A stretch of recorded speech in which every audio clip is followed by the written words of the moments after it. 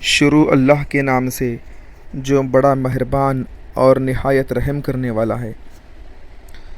حضرت امام مسلم رضی اللہ تعالیٰ عنہ جب کوفہ کو تشریف لے گئے تو اپنے دو ننھے سے بچے حضرت محمد اور حضرت ابراہیم رضی اللہ کو بھی اپنے ساتھ لے گئے تھے۔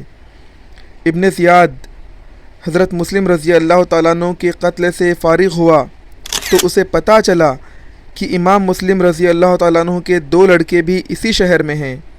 ابن زیاد نے فوراً اعلان کرا دیا کہ جو کوئی بھی مسلم کے لڑکوں کو اپنے گھر میں جگہ دے گا قتل و غارت کیا جائے گا۔ اس وقت دونوں بچے قاضی شرح کے گھر پہ موجود تھے۔ قاضی شرح صاحب نے دونوں بچوں کو سامنے بلایا اور بے اختیار رونے لگے۔ بچوں نے پوچھا، آج اس طرح رونے کا سبب کیا ہے؟ کیا ہم دونوں یتیم تو نہیں ہو گئے؟ قاضی صاحب نے فرمایا، بچوں، اللہ تعالیٰ تمہیں صبر عطا فرمائے، واقعی تم دونوں یتیم ہو گئے ہو۔ بچوں نے یہ خبر سنی تو رونے لگے۔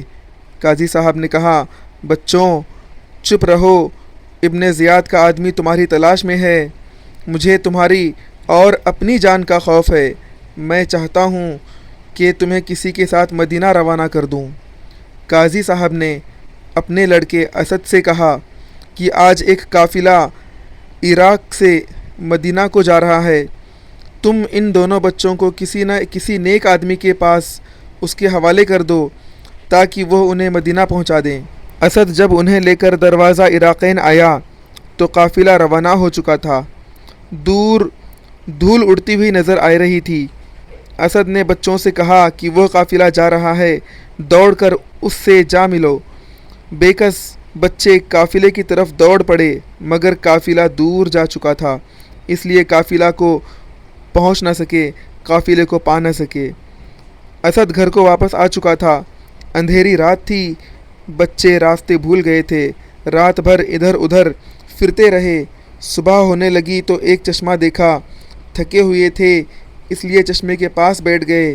اتفاقاً ایک لونڈی اس چشمے پر پانی بھرنے آئی، انہیں دیکھا اور جب اسے معلوم ہوا کہ یہ امام مسلم رضی اللہ تعالیٰ عنہ کے یتیم بچے ہیں تو وہ رونے لگی اور کہا، صاحبزادوں میرے ساتھ چلو، میری مالکہ اہل بیت سے محبت کرنے والی ہے، وہ تمہیں پا کر بہت خوش ہوگی، بالکل نہ گھبراؤ اور میرے ساتھ چلو۔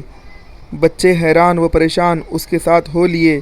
جب گھر پہنچے تو گھر کی مالک یہ معلوم کر کے کہ یہ حضرت مسلم رضی اللہ تعالیٰ عنہ کے یتیم بچے ہیں، دوڑی اور دونوں کو سینے سے لگایا اور ان کے حال جار پر رونے لگی اور پھر کھلا پلا کر ایک کمرے میں سلا دیا۔ ادھر یہ عورت تو اتنی خدا ترس اور محب اہل بیت تھی کہ ادھر اس کا خاوند حارث نامی بے حد ناخدا ترس اور دشمنان اہل بیت تھا۔ دن بھر انہی بچوں کی تلاش میں گھومتا رہتا تھا کہ بچے مل جائیں تو ان کا قتل کر کے ان کا سر ابن زیاد کے پاس لے کر جاؤں اور اس سے انعام پاؤں۔